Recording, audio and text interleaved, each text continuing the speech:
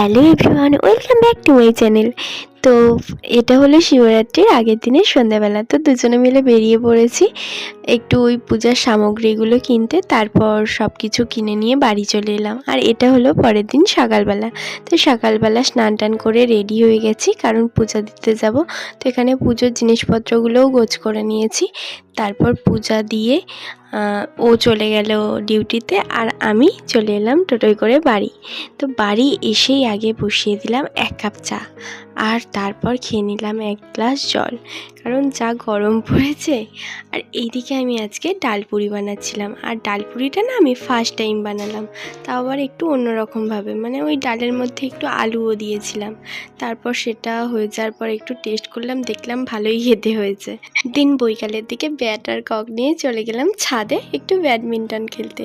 তো ব্যাস, আজকের দিনটা এইভাবেই কাটালাম। Thanks for watching, tata.